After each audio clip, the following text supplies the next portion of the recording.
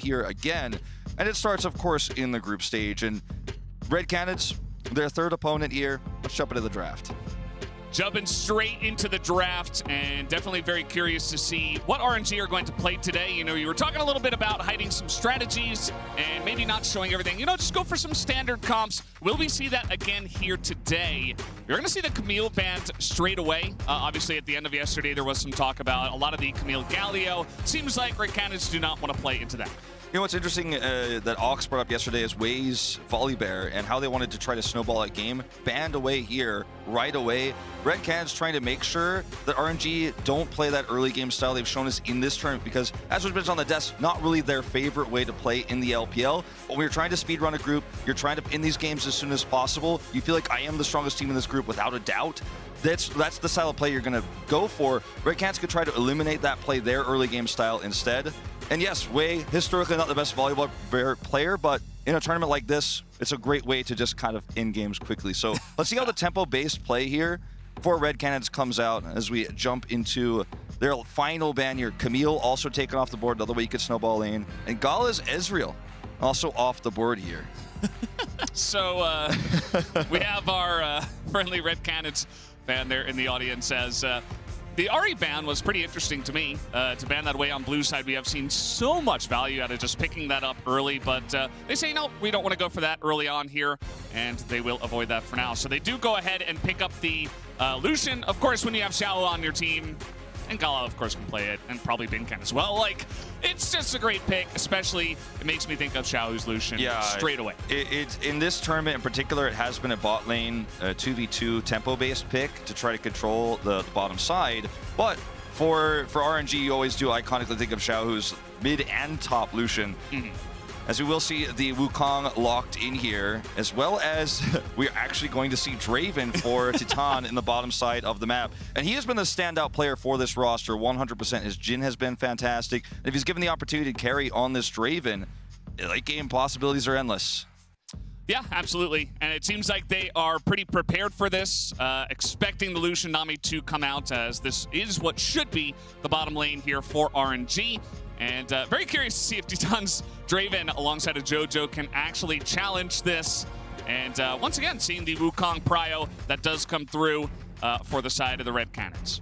Really early Gwen here is something that we don't normally see actually in the LPL or in the LCK face up like this, because you have the opportunity to, of course, counterpick the Jace. But against Red Canids here, you don't feel too comfortable, or you don't feel like Guido is going to be comfortable laning against Bin on the Jace and taking that counterpick. So you can actually lock this in early and then wait and respond here in the mid lane. So we'll see actually the Nautilus locked in here for Grevthar. So now this bottom lane is kind of set. But you do have a lot of opportunities to counter-engage with the Nautilus. Lucian is going to be pushing this super hard, going to actually be very aggressive down there. But if you make one single mistake, then things can go awry down there with the Nautilus pick. I do like this. Yeah, so now taking a look at some of the bans that we are going to see jumping into the second phase. The Jarvan immediately taken away from Wei here, so more bans taken away from him. They do not want to let him get onto the Jarvan. And we'll see what else they decide to go for. I think that potentially trying to ban away Xiaohu can be difficult at times, as the Zoe will be taken away from Grevthar. I think the Viego is another great ban here, potentially, for Red Canids. Take that one away from Wei. Anything that could pair with the mid laner here, mid lane CC, we don't know what it's going to be just yet, is how RNG are going to try to play that early game, get those early kills, get that gold lead. So if you've already focused on the Volibear, you've now taken away the Jarvan. I personally would have liked a Viego ban here, but it will be the Graves. Taking away Graves says, I want to take away oppressive vision control. When you're playing a tempo-based comp like the Lucian Nami, you get ahead, you have that Umbral Glaive on the Graves, you take away vision. It's extremely difficult to play against a team like RNG that loves to play around vision, loves to play around brushes. So alternatively, it could have banned the Viego here, but they want to say, this is the best champion at controlling vision right now in this meta. I'm not going to deal with that. I don't want to fall behind and lose the game in 10 minutes. Yeah, definitely not a bad idea. There certainly is a very scary Viego spot here still for RNG. But let's go ahead and see what Red Canids are going to pick up here first. So potentially looking for a blind pick for the mid lane, or do they just go ahead and counter the Gwen? It looks like they will go ahead and do just that and pick up the Jax. This is a pretty strong position for Grevthar because he has the opportunity to now counter pick here. You have the Wukong pick for jungle. It's a very strong pick, can counter gank extremely well. And once you find out what Xiaohu's plan is going to be in the mid lane, you can play around that so extremely well. You can play a champion that allows you to play safer. As so you see the Galio hover here. Be extremely interesting to see that one with the Gwen, traditionally paired with the Camille that was banned earlier, and it will be locked in. And this gives a lot of opportunity here for Grevthar to play a champion where he wants to outrange, outpoke, and just kind of chip away at the Galio. But this is the Viego pairing, right? You have CC in the mid lane. So now Grevthar needs to play a champion that allows him some control over late game, some scaling. If he feels comfortable that he could play something like a Victor here, sit back, wait for the late game, wait for that Draven, and then survive through the mid game. Play very defensively, sit back, lose CS, in fact, in the lane, oftentimes to play safe. That's the pick I'm looking for here, and that's what Grevthar thinks too, it looks like as well. You see the hover come through. Now the composition here for Red Cannons, I think if you could stave off that aggression, bottom lane goes all right. You don't end up losing out in the lane. You avoid waves, gank timings. You've got the counter pick on top side. Play around mid and bottom. Play safe, play slow. This is a winnable game here for Red Cans. Draft is much stronger towards the late parts. Yeah, definitely can be. And when you look at RNG, again, not showing too much. I think that you take a look at this and you can understand it. I believe we are going to have Galio swap to the mid lane. I don't think the Galio Nami lane is happening here at this MSI. Sorry, guys. I know you're all looking forward to that one. Not really, but I do appreciate the call out though. Like Xiaohu holds it for a second just to remind everybody how great he is on the champion. I do actually like subtle things like that in Champ Swap. Yeah. So I mean, at the end of the day, they have a lot of ways to get stuff going. With the Viego and the Gwen for potential cleanup, and Xiaohu maybe fulfilling a little bit more of that front line role for his team. It's no secret that RNG are the clear favorites, and it is no secret that this draft is designed to win this game as soon as possible, get a massive lead. But when you go this all in on something like a Galio Viego in a composition like this, if you misstep once, if you make one error, if you overextend in a gank, you end up giving gold to a Victor early, that mid game goes smoothly, or Draven gets ahead, God forbid, in the bottom side of the map, then RNG's late game insurance policies are very limited, in fact, almost non-existent. So this is the kind of disrespect I was kind of alluding to in terms of RNG. Like, we are the better team. We're going to win this game as fast as possible. Yeah, don't necessarily need to show too much, as it looks like we do have a short pause on the stage. We'll get some information about what is going on here. Maybe a little issue over with Grevthar. Not 100% sure at this moment in time. But, just waiting for this game to start and see if we can get into the action real quick. Yeah, and, it's so interesting to me. And I don't want to make it clear when I say disrespect for RNG. I don't mean they're actually being disrespectful. I mean that they are going to this group stage almost as if it is a formality. This is okay, let's get through these games. Like, I want to, right now RNG is thinking, which team am I facing in the finals? That's the mentality of a team like this. And they're not looking for anything but a #1 finish, right, at MSI. So I love to see, kind of the confidence, the amount of, I don't care about this game. I'm just going to win it as soon as possible. I'm going to play the early game, even though that's not even what we do in our region, sort of style of drafting here. Yeah, I mean, I think we saw that a little bit yesterday, not necessarily with the drafting per se, but in terms of the play style, a little bit of okay, well, we're just going to beat these guys. Let's just go on in and take them down, but then actually showing some nice opposition where the other teams in the group. So they still got the wins, but, it kind of makes you wonder where their heads are at. I could play a side lane, a macro, and play this game for 5 more minutes, or I could hide in a bush, and if we kill them, we walk down mid and end the game. And that's exactly what they did. And that is, I mean, I love to see it, right? And it also could potentially set false expectations going into the Rumble stage and knockouts potentially, where teams who face RNG, who didn't watch the LPL or didn't study as much because they're focused on their route to the Rumble stage, look at these games and go, oh, they're going to draft like this, they're going to play like this, we're going to see Waze, Volibear, et cetera, and then we go to those knockout stages, they do something completely different. And I think that's how you should approach a group stage like this if you are RNG. Yeah, so for the Red Canids, they're sitting here okay, this is our good moment, right? This is our best moment. I think they came out with it's a draft that you can feel like they put a lot of thought into it, right? It's not the opposite way around where they're just like, let's pick Galio and Camille and we'll dive the back line and kill them. It's like, okay, we're going to counter here. We're going to get this late game scaling. We're going to pull out the Draven. We're expecting Illusion. You know, they have counter picks prepared. So it's really exciting for me because if they play their best game and RNG's not, you know, not necessarily into it here to start us off, who knows what can happen. And that's why I was saying some of these games today feel like, if you look at the names, RNG and Red Canids, you know, you might type Resident Sleeper in the chat, right? But actually, Red Canids are playing some of the best we've ever seen from them as an org historically at this event so far. And RNG is drafting a little bit aggressively away from their style, trying to just not play the best game of League of Legends as possible, but the fastest game of League of Legends that they can take to win those games. So an upset here is possible. I wouldn't predict it. You know, if I had to, like, if someone asked me, what's your prediction here, I would never say I predict Red Canids doing this, even if I look at this draft. But if someone said, if this early game doesn't go well for RNG, what are your thoughts? I'm like, well, I'm looking at these champions. I really like the Victor pick. Like, I think Grevthar and I were really aligned on that one. Because you've got side laning options, obviously, with this Jax as well.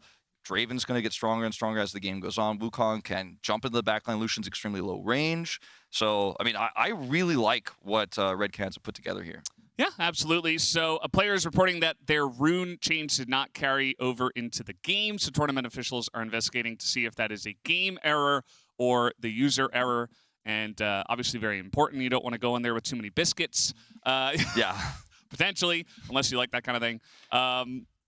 Yeah, so we just got to make sure that that's all finished. And I hope it was, you know, this is a weird thing to say, but I hope it was a game error because I hope we're not going to this game, I don't know, with what would be the weirdest keystone for this, like Conquer Nautilus, like or something like that, you know? Well, yeah, I think it was Grevthar, so because it seemed to be he was the one that was talking the most with the ref, but don't actually know which player it was, but potentially, you know, some I don't know, some weird stuff on the Victor. I'll have to wait and see. I've had that in my solo queue game where I'm really thinking about my pick at the last second, and then I'm like, okay, I think this is the right move, and I'm really confident about it, and at the last possible second, I lock it in. I could change my skin, of course, and then I just completely didn't switch my runes, and I'm like, oh no. And then as soon as the game starts, the Korean players are pinging my keystone, like, why did you pick this? Yeah. And I'm like, oh no. They are ruthless. It is for sure. But guys, while we wait for league officials to finish their investigation, let's head over to Dracos, Jat, and Vedius on the desk. Hello, welcome back to the desk. We'll keep you guys posted as we know more information and have more status updates for you guys. Still waiting for the investigation. But in the meantime, picks and bans. Saw some interesting stuff. And if we can get the picks and bans in front of us. I was convinced that you were about to go, so in the downtime, we're going to have a game of Jenga. Jenga would have been fun. Champion quotes. We learned a lot about Gnar today. If anyone's curious about Gnar. Jat has changed his outfit, but what has he changed? We're getting creative with the fill. We were ready for this. We were completely ready for this. But if I could just draw everyone's attention approximately there on the screen, the Draven pick is what I want to talk about. And I could talk about gameplay implications. But first, let's visit our old friend, Narrative. BRTT, Draven enthusiast. Prodigal Brazilian player. The one to surpass him, none other than Cheaton. Locking it in a clutch game against RNG. They don't write better movie scripts. If they win now, it's the greatest movie. It's like, remember the Titans, remember the Cheatons, you know? It's like absolute banger. I just want to put the stakes down. Jazz said 10 to 15%, but that just makes it that much better if they do win. So I got tweeted at by a fan of the CBLOL who said that BRTT was known as the father and Cheaton is known as the son. And it's because who's the Holy Spirit? I don't know. Yeah, I don't even know if this is true. This is just a tweet. Like, it's going to be complete fiction. You know what I mean? Tweet at Vedius your favorite narratives from regions he doesn't know. Vedius things that are completely wrong. This guy's known as Slappy Pancakes, and he's going to throw the only one I know with certain is like, that's not true about Caps. You know what? I can't say for the rest of the regions, but the thing that I think is really cool is that Cheaton, when he first debuted on the international stage, was supposed to be the next big thing coming out of Brazil. A lot of people were really excited about his rise to prominence. And on his debut, I think what we often see from many rookies is that they weren't quite able to live up to the expectations that are put upon them. To be fair, sometimes fans will put unreasonable expectations on rookies. Sorry, JoJo and Danny, torchbearers of North American talent. In Danny's case, he made an insane play. It's his own fault for being that good, okay? But the point I was trying to get at was that on top of having a Draven, which is very reminiscent of course, BRTT, very well known internationally, it's also very tied in with the aggressive bot lanes that we've been seeing so far in the meta. Lucian, Tristana, I mean, we haven't seen Kalista yet, but she's been repeatedly banned. And then there's one more champion that I'm forgetting. Samira is the other one. So Draven, while it is a surprise, it shouldn't really come as a surprise, because when we think about like very violent bot lanes that want to kill you, Draven is actually one of the front runners that is actually very good at that. True. Okay, and of course, an update as we continue here. League officials have confirmed that Grevthar did save his runes, but that the change did not go into the game, so they are remaking the game with the same picks and bans. Those same picks and bans, which you've already seen, are going to happen off air once everyone's loading in. It should take about 4 minutes, and then we will be back into the game. But we've talked about the Draven. I want to shift our attention on the opposite side over to RNG. I think this is the big thing for me is, are they ready for the Draven? It's Galaming. So I feel like it's not like they come from a region where they've never seen a Draven before. I think they're pretty well set up for it. Unfortunately for the storylines. Like, one thing I think Lucian Nami generally will win every matchup unless they get outnumbered and ganked early. But with Viego Galio as a mid-jungle, that's going to have an easier time of getting control versus Victor Wukong early. So what I said in the pregame of, hey, I think Red Cannon should do something incredibly early game focused, that doesn't necessarily work against Galio, who can just be in the river for the first 5 minutes of the game. So I actually really like what RNG did with their early Lucian Nami and then also having mid-prio to protect it. It looks like they're really set up for success. I think the thing I'm keeping my eyes on is the Wukong and what impact it can have. And like how OP it is? Well, yeah, mainly because I think that Wukong's ganks can be very lethal just because of the creative pathing that he can take with his W. He can circumvent a lot of vision. And also the fact that he is invisible for a short period of time also helps circumvent that same vision. But when you have Victor Galio, Victor can be hyper-aggressive in mid if he wants to be. I always think of Larson as like one of the most aggressive Victor players that I've ever seen in terms of actually being a lane bully on the champ. And then I think about Jax versus Gwen being a highly volatile matchup that traditionally, if left in isolation, I would favor the Jax. But this is a lane that you can heavily influence through stacking waves, repeated dives. Galio is going to be very effective at setting up that like 3-man attack towards the top side. And so I'm curious as to what RNG's game plan actually is, because they have a lot of options in terms of where they want to attack, but so do Red. And so I wouldn't be surprised to see a very violent early game between the two teams. It's just a matter of where are they investing their resources and how do they want to approach the early game. And certainly I think mid lane is naturally where I'm going to look at, because it's very often where we expect jungle attention early on. Victor Galio, that's what you're going to look at? Well, to be honest, yeah, because if Galio wants to go into the wave, normally I'd be like, Victor, set up CC for Wukong, terrible. Like, we have to wait for level 6 before anything is going to happen there. Sure. But he has to move into the wave, and as a melee champion, I think he's more vulnerable to the gravity field than a lot of other champions. And similarly, more importantly, Viego Galio feels like very easy setup. That said, you've heard enough from us. The teams are loading onto the rifts. Let's head over to Wolf and Valdez. Thank you guys on the desk once again. Just ready to get into the game. We really want to see this happen. I'm very excited for the Draven in the bottom side to see if Titan can actually get something going against this team. Maybe it will be a glorious day for him. Yeah, the sun, as Vedius's Twitter fan pointed out. So we'll see if he lives up to it, because, again, he's been the stand-up player. His Jhin in particular has really been what the focal point for the squad has been so far. But in a draft like this, you're playing up against the Lucian Nami lane. He went a different way. And when you're trying to identify RNG's strength in this draft is going to be the early game, as we've talked about here. I like the Draven because it can also deal with the lane very well, but is going to have a lot of relevance later on, especially if you can cash in some mid-game team fights. So very excited for that as well. It's a champion that we see very rarely in our region. You know, Kumiusi pulled it out in his first game, which was always very exciting. But it's always one of those champions where when it appears, you think, this is going to be a good game. Regardless of result, you know, Generally. it's going to be a fun one, let's say.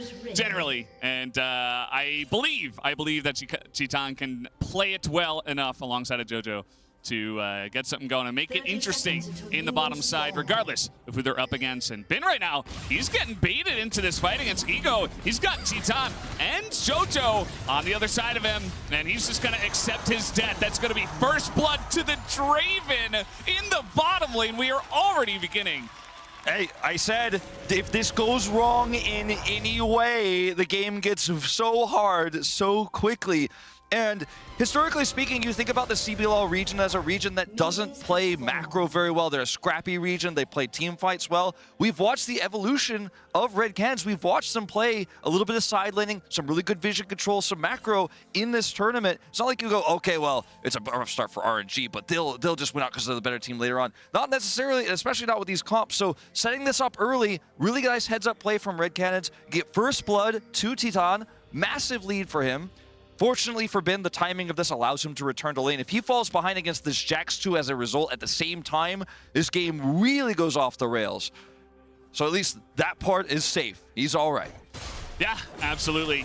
This is going to make this game extremely interesting right from the get-go. But if you guys want to make your games interesting, do not forget to grab your exclusive Scare Prize Prime Gaming emotes, as we do have a 2v2 in the bottom side. We got Ignite already in here. Gala is getting in that damage onto Titan.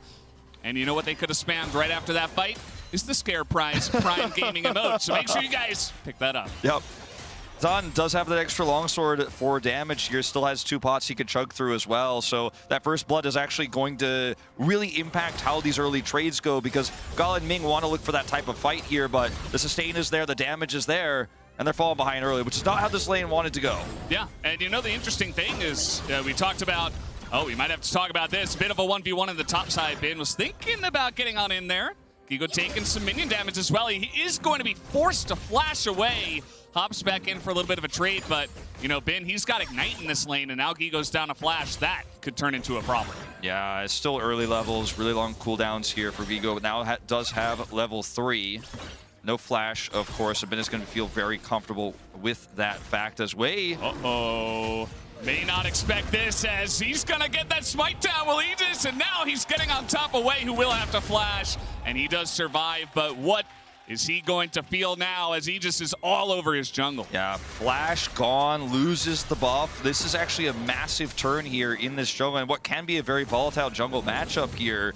And what this does is it allows Grevthar, again, to have a lot more freedom, feel a lot more comfortable in the mid lane. He's going to just path straight down bottom side here as this wave is getting pushed through. The early Nami Lucian Prio not working out so far here for RNG in this early game. Yeah, and he's losing a bit of time here because the wave was not big enough. It was actually cleared up very nicely by Gala and Ming, as we do have another fight up in the top side. This time RNG rotating 3 members up to Gigo, who does not have his flash. He is dead, but how will he die? Who's going to pick up the kill is the question. They're just going to hand that over to Xiao, who they say, yep, carry Galio coming in hot. Yeah, just unfortunately not able to identify quickly enough that this was happening. It's a very common response to send, you know, your mid laner and your jungler to look for a counterplay on the top side of the map after your jungle is stolen like this, because Wei needs to make up for the lost red buff by coming over here and taking these Krugs. Didn't actually even need to be involved in this kill, but I think that Gigo could have definitely shown a lot more respect there. We're gonna catch Ming here. They've got Ignite again, and that is going to be another kill, but Titan is getting pretty low. He's trying to get those autos in, and one knockback could have been enough. And now Jojo, he's up a level on Gala. He is going to be chasing down this Lucian. The hook will be dodged, as he is taking some of that minion damage, but not quite enough. That's a really important dodge there. He dies. He's got flash, though, and Gala just stands there in front of the flash Nautilus. That gets the kill away. That is just a massive amount of disrespect. He's got flash available. You dodged the hook. You just dodged a bullet. You just were able to escape death. You cheated death, and then you just stood in flash range there. 2 kills going over to Nautilus, though. So still the first blood is in Titan's hands. Meanwhile, okay, they're going to try to get on top of Bin here, but the wave is pushing, so he should be totally fine. and this is a composition from RNG that is supposed to have a pretty firm control over the early game. They're not an early game team in their region, and they are falling behind. 900 gold, the advantage here at 5 minutes for Red Cans in a composition that has a Victor, has a Draven. And the only good thing for RNG right now at the moment is that 2 of those kills sit on JoJo's Nautilus and not, of course, on the Draven. to go back to this fight again here as well. I mean, this is so much damage early on for a Draven. Max range here, hook here, and Gala decides to try to go in. It almost felt like it was a bait attempt here from RNG, but when you're this far behind early in the game, you don't actually win these. Now, he just barely dodges the hook. I mean, that was almost pixel perfect. And then goes up here into flash range.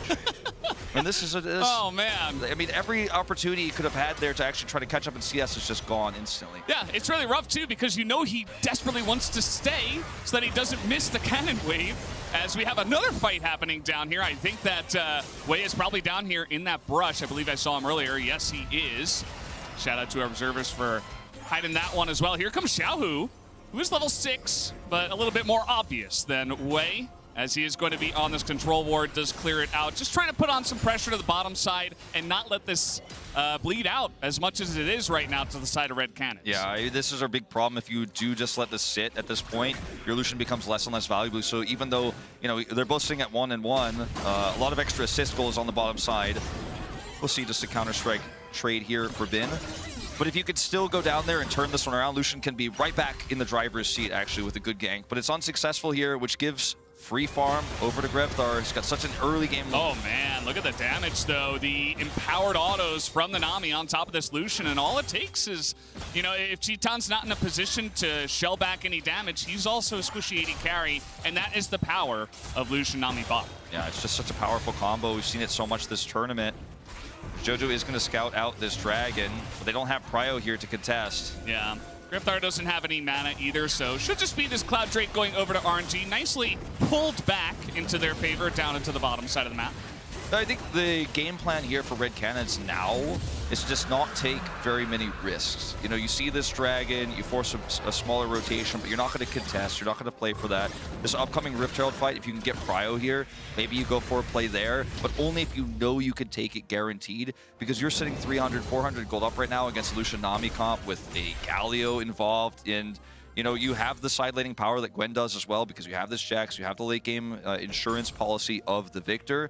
And as long as you don't give RNG back control of the game, as long as you don't serve them up an easy one, then, you know, you're still feeling really comfortable right now as Red Cannons. So just minimize risk is going to be the name of the game. As Rift Herald is up here, they rotate Jojo up. Grevthar's going to have some Prio. And they won't even have to fight for this one. And this is great news. RNG just really not going to be able to get anything cross-mapped for this because Titan is just going to stay down here. Now, if he dies, that's one thing, but he's going to be all right. Yeah, and Gala's not even level 6, so it's not even like he can put pressure on with any kind of culling to force Titan out of the lane. So this is, as you mentioned, it's a free Rift Herald going over to the side of Red Cannons. They lose basically nothing by picking this one up, and they will be very happy with this trade. So you're talking about Macro and CBLOL and Red Cannons. You know, I really want to see them get it into a lane where they've got some plates down, really try to push the envelope here. Even though they do have a nice amount of scaling, I think that getting ahead of RNG early will do them a really big benefit in this game. Oh, absolutely. And the places you could drop it, obviously mid and top, it's probably going to be easier to drop it here for Grevthar. A little bit of a play, but yeah, it's just going to be a flash out of Grevthar. He does lose that for now. If they could give Grevthar that extra gold early, it's going to make the upcoming Drake fight so easy to pull off, whereas Jax is going to be pretty self-sufficient in this game. It flashed on in with the Counter-Strike, but Xiaohu is here, which will mean a dead Vigo almost definitely. There is the taunt. He does go down. Let's see the response to Red Cannons on the bottom side. This tidal wave is getting so much value as Wei gets in there. He is going to turn into Nautilus, and even the knockup is not enough, but Chitan does pick up 1 kill at least on the bottom side of that fight. Gala, he's looking for more, and he will be able to take out Chitan on the backside of that as well. So massive plays on both sides of the map here for RNG. Fantastic tidal wave from Ming is really what does it here, as Grevthar is going to come over here and try to defend this turret. Galio going to get that free push. Top side is going over, and things got very bad, very fast here for the Red Cannons, because the lead they had, the control they had, and how much of a safe place they were in to kind of coast through this mid game is now kind of all washed away as the gold lead completely swings now back over to RNG's side.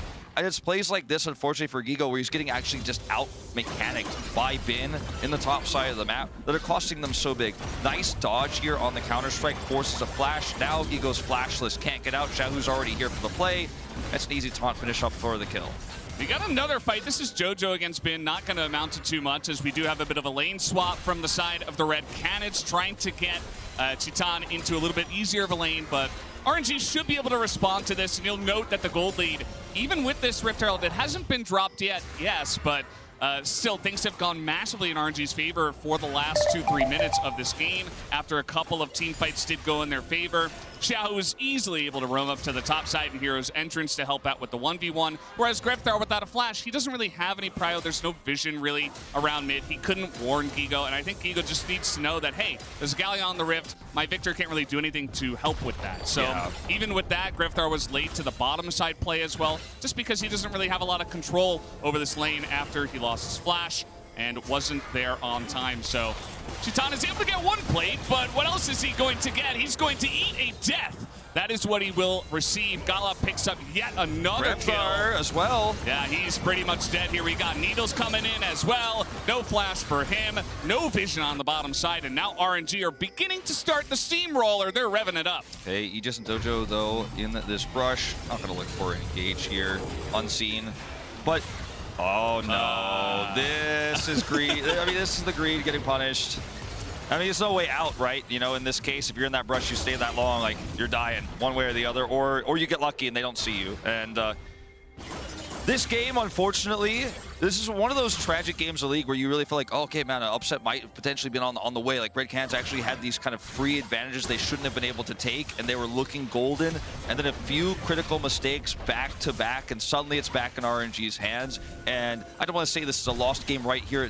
It's not hopeless yet, but man, you got to feel so bad with the lead you had before. Rift Herald has to be dropped down here. It was timing out, and they do have some vision in here. They should be able to at least pick up a couple of plates, but that's about it, right? And most of it will go over to Aegis, so the two of them will just back away. They do not get the first turret. They do not pass go. And yeah, I mean, I guess they should be able to pick up this Infernal Drake. That is something. You know, we talked about some of the scaling they have in their composition. Maybe you pick up one Infernal. A couple of mistakes from RNG here and there, perhaps you can pull this game back. But again, you know, some of the decision-making we have seen hasn't been indicative of them being able to do that, as we do have a double taunt coming in here. That is going to be the end of Chitan and the end of Gigo as well. Double kill for the side of RNG now. Yeah, this is really starting to get off the rails. The lead that they have now is so strong, and Lucian is actually relevant because it looked concerning, like, okay, maybe Gala is actually not going to be able to have any sort of power in this game. And with several back-to-back kills coming through, some really nice ultimates from Ming as well, now he is actually a terror on the map, and he can actually push several lanes. He can threaten wherever he goes. Wei, also 3 kills to his name, has his Divine Sunder online. And Red Cannons aren't even safe to farm necessarily. Aegis is actually kind of playing cleanup. He's trying to follow the action everywhere, but they're losing out now suddenly in all 3 lanes. They're getting picked everywhere. They can't make cross-map plays. It's like, okay, yeah, you got the Drake like you were talking about. Now it's a 1-for-1 Drake game. That extra, you know, little bit of damage that you're going to get from that solo Infernal is significant for this comp. But if it's at the cost of a little bit of greed there, getting punished, it's not worth it. At the end of the day, I mean, of course it's worth it on this isolation, but if you get punished afterwards, where are the advantages here for Red Cannons? Like, we're really trying to stretch for them now. And it's so tragic given the lead they had before. And, you know, okay, this is a risky place to be.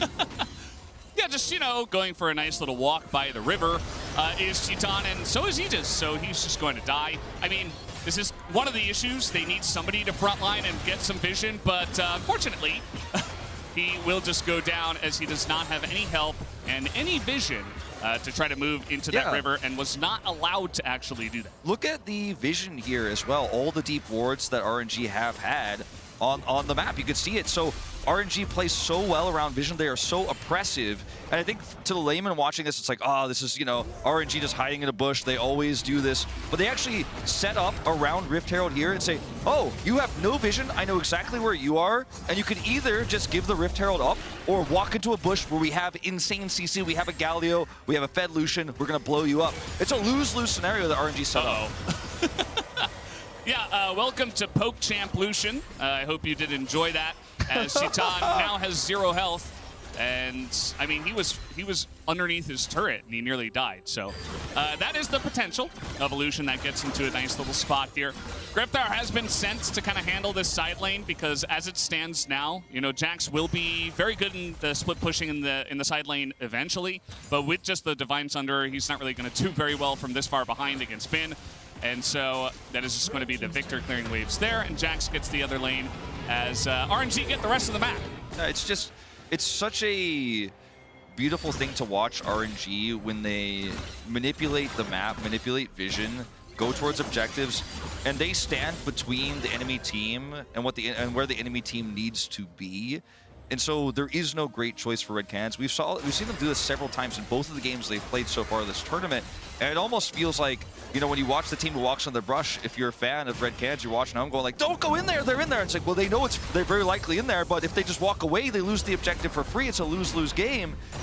And, you know, historically speaking, we think of the LCK as being the region that's best at manipulating vision, but so far in this tournament, I think RNG has definitely been the best team at setting this up and playing around it. Now, yep. With the lead they have here, they can control all 3 waves, and RNG are in a position now, second Rift Herald, to start putting some real inner turret damage down. And you can't free farm, really. I mean, Aegis is, Greftar is getting some of that done here in the side lane, as you mentioned, but it's going to take a lot longer. And I don't know if JoJo can be allowed to actually engage onto this one as the... Okay, yeah, he's just dead. There's not too much else to say about that. The Gale Force forward, and yeah, he wasn't getting away from that one, even with a flash. As Citan is around, he has the rest of his team here. As RNG pick up the free Nautilus kill. You know, as Red Cannons, you've got some scaling. You have 1 Infernal.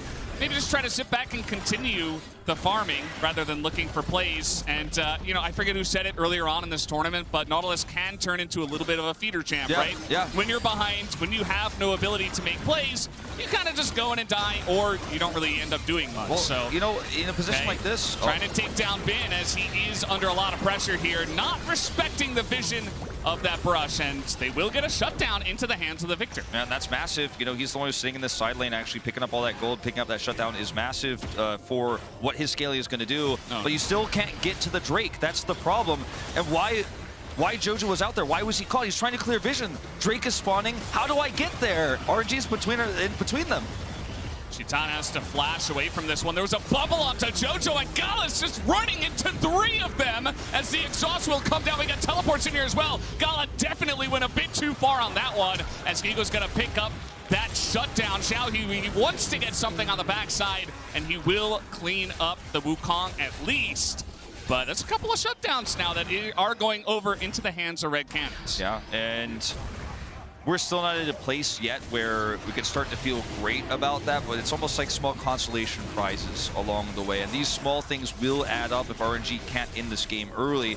But that's going back to the conversation before we got into this game, even of how they've been playing this tournament, is they are ending games early. They are not tripping across the finish line. They are sprinting across the finish line. And so one of the best teams at closing games out when they have a lead like this is very likely not to mess this up. But so this is the kind of setup I'm talking about for RNG. They cleared vision. They picked JoJo earlier. They are standing between the important Drake that Red Cannons need to fight for and the Drake.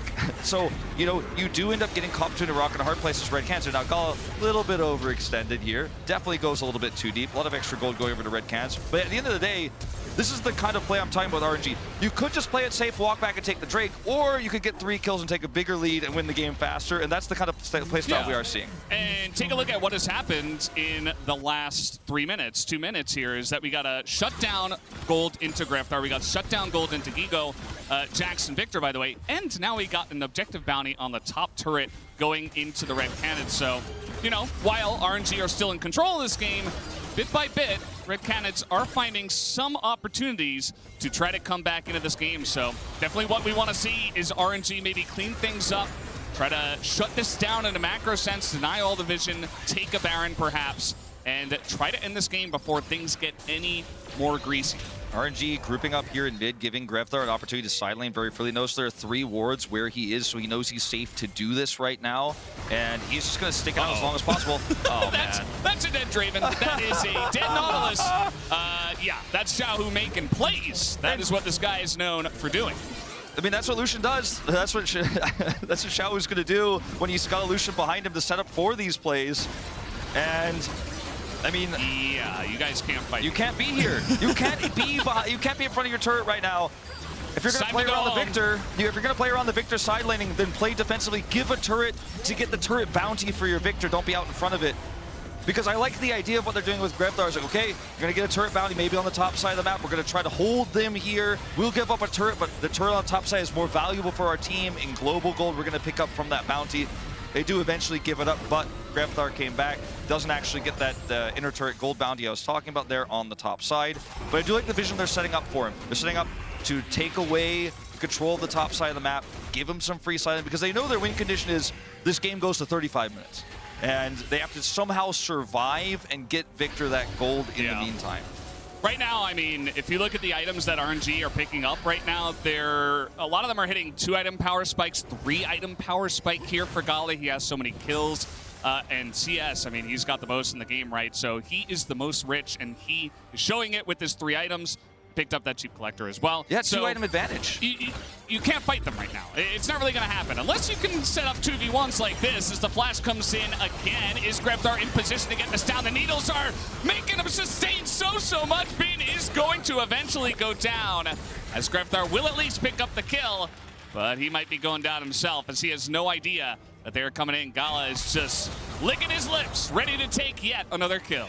The idea here was good because the turret is standing and it has a bounty on it. You get the kill onto the Gwen. If you teleport in the 2v1, you get that turret bounty. You get a lot of extra gold on your Victor. But unfortunately, they're just not able to take the Gwen down. They're too far behind. They're trying to make a proactive play to grab the last 10% of that turret health to get the bounty that comes with it. Like the idea here again, but unfortunately, Gwen is not a champion you could do this to. If it was a squishier side laner, or one that cannot sustain itself and trade like this, you know, maybe it works out. It's so long to kill Gwen also that you give enough time for RNG to rotate down. Doesn't allow you to clean that turret up after you get the kill. In fact, Victor dies instead. And RNG just have such a massive lead. Now we're hitting nearly the 10K gold mark. This is just almost insurmountable. Yeah, you know, say what you want about scaling, but you know, we're both on the same page here, Wolf. I think that, you know, 10 stacks of the Dark Seal for Xiaohu's Deathless Galio is one problem. And then 3 you have stopwatches as well. You've got 3 stopwatches. You have so much survivability with just the items, right? Because we have a Zhonya's in the works as well for the Gwen eventually. You just have so many ways to survive this. You know, Xiaohu could even build into a Madiz if he wanted to, because I don't think he's ever going to die in this game, even if he is diving turrets. So we are going to have a bit of a fight here. Gwen going to set up the Galio potentially. She's got the needles coming out, and Grevdar is going to flash away. Nice gravity field is going to save him for now, but not sure if he can actually get away. Wei trying to frontline here. That hook is not going to hit. Grevdar with a very nice stopwatch, though. It's now a 2v2 on the left side, but they are getting dominated by Gala as we speak. The double kill comes in. He sets up a huge knockup on us. So many, but those are the stopwatches we love to see. It's a triple kill for Gala. Can he pick up more? That will be the quadra as he's looking for Grevdar. He's got flash. Once again, licking his lips. That is the pentakill. Gala does it again. Gala, the man himself, picking up the Lucian, picks up a pentakill here, and what a flashy way to end this game. Such great vision control, so many bait setups. The commitment to bin repeatedly for Red Cannons here backfires immensely because this is a champion who can survive buy time for the rotation. Look at all of these wards around the bottom side of the map. You want to make a play like this onto the Gwen, look at the lack of vision they have. They have no idea where these players are. You commit in like this, and it takes you so long to make the play. You're on the retreat. Now you're trapped. They are coming behind you. And again, you want that turret in the bottom side. You want that last bit. You want that bounty, but you are just not going to get it. You're too far behind. You need to be farming basically in your base at this point. That's a 10,000 gold lead you're up against. You're trying to kill a sustainable win. It's not going to happen. And this is basically the last nail in the coffin for this game here for RNG, who will now group up for Baron. Yes. Shout out to Asheen, by the way. Wanted to give him, tried to do some most justice for the Gala call. Yeah. Love that one, as he does pick up the pentakill. I felt like it was the right moment, even though RNG are kind of stomping them at this moment. But, you know, 12 kills and a pentakill, I feel like it's a nice little moment to give him a little shout out there. So now he has an Infinity Edge, and it feels like this game is, as you would say, Wolf, over. It's done. It's It over. is over. It is over. I mean, We'll see. it's been over for a while. It has been over for a while, sadly, but the ideas the Red Canids were looking for, can see them, but oh man, this is what I'm talking about. No vision. RNG removes all of it. You have to come to them. Yeah. Now we just have the tidal wave and Grepthar on the Victor. You know, if this were 10 minutes later and he had a couple more items, maybe he could try to burst someone down. Maybe he'd still have his flash if the game was a little bit more even. Like, I mean, Matthew Perry or what? Matthew Perry moment here, like, could there be any more wards here for RNG on this map? Like, this is insane how much vision control they have. They are just, there's nothing you could do as Red Canids here. You're behind, you don't know if they're doing the Baron, you don't know if they're in that bush, you don't know if they're in the other bush on the other side, but you can't just let them have it. It's just crazy how much control they have over this game. And yes, when you are this far ahead, it's very easy to do that, but it's oppressive. And at this point, it almost feels like RNG are playing with their food. When they got the pentakill, they were like, let's not kill the Nexus, let's do it again. It almost feels that way in a lot of ways. Yeah. Vroom, vroom, through the tunnel. Nicely done, RNG. They seem very happy with that about themselves. Oh, they're doing it again!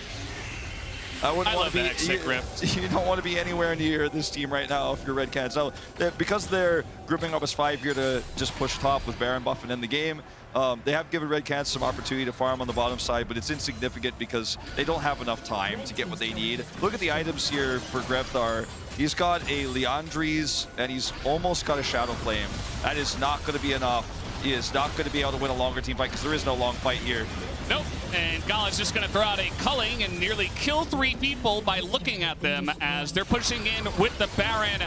Not the shortest game of MSI, but maybe one of the more dominant ones that we will have here. 27 minutes as Xiaohu going to frontline here. That is going to be the end of Grepthar yet again, as we do have Xiaohu still deathless, and Bin just trying to frontline here. He's just trying to set up for his teammates. Good guy, Bin, and he will pick this up. This might just be another, no, he's gonna die, actually. Not gonna be another pentakill for the side of Gala, but it doesn't really matter because RNG are going to take yet another dominant victory in this Group B.